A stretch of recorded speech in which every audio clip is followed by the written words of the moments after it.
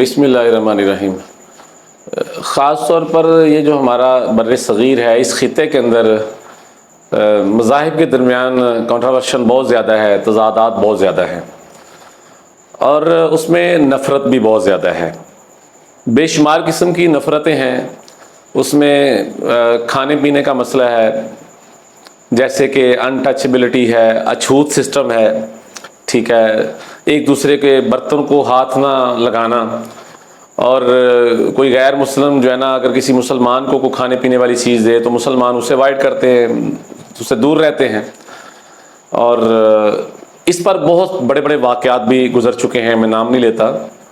تو مسئلہ کیا ہے کہ یہ غیر مسلم جو ہے نا وہ برتن کو ہاتھ نہ لگائے، اور غیر مسلم کے برتن کو ہاتھ نہیں لگانا۔ اس میں چند چیزیں ذکر کرتا ہوں۔ سب سے پہلی بات کہ ہمارے ہاں مسلمانوں میں ایک واقعہ بہت معروف ہے، وہ بیان کیا جاتا ہے۔ وہ یہ ہے کہ سیرت میں سے ایک واقعہ ذکر کیا جاتا ہے کہ ایک یہودی بچہ لڑکا بیمار ہوا، اور آپ علیہ الصلوۃ والسلام اس کے گھر تشریف لے گئے، اور آپ نے ظاہر تیمارداری کے لیے تشریف لے گئے، تیمارداری کی، آپ نے اس لڑکے کو اسلام کی دعوت دی۔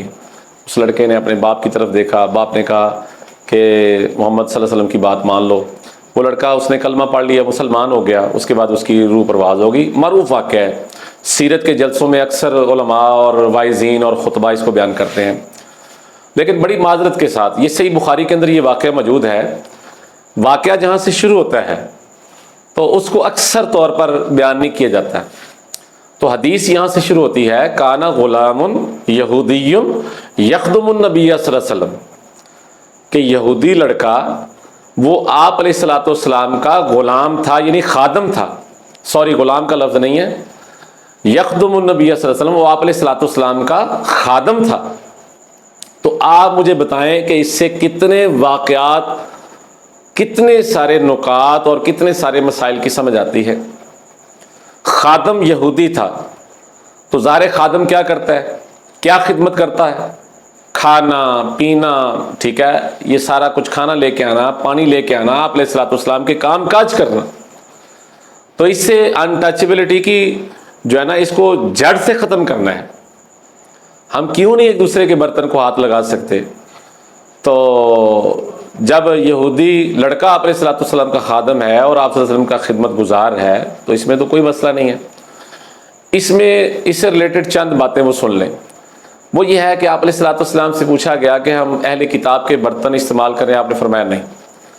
پھر فرمایا کہ اگر مجبوری ہے تو اس کو پانی کے ساتھ دھو لیا جائے، چونکہ اس وقت جو اہل کتاب تھے وہ شراب کے عادی تھے، اور شراب مسلمانوں کے اندر بھی پہلے حلال تھی، ٹھیک ہے، تو بعد میں اس کو حرام قرار دی گیا۔ تو عرب کے لوگ شراب پیتے تھے، اس میں مسلمان بھی پیتے تھے، غیر مسلم بھی پیتے تھے۔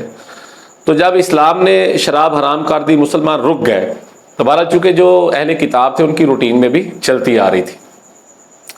تو بہرحال اس بنا پر کہا کہ اگر ان کے برتن استعمال بھی کرنے پڑیں تو یعنی رکنے کی وجہ کیا بیان کی کہ ان برتنوں کے اندر شراب استعمال ہوتی ہے، اور وہ بھی اگر مجبوری ہو تو پانی سے دھو کر وہ برتن استعمال کیا جا سکتا ہے، آپ علیہ الصلوۃ والسلام نے اس کی اجازت دی ہے۔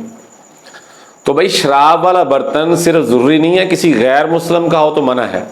اس حدیث کے پیش نظر مسلمان بھی کتنے شراب نوش ہیں، تو بھائی ان کے برتنوں سے بھی بچنا ہے، یا اگر مجبوری ہے تو آپ اس کو دھو کے استعمال کر سکتے ہیں۔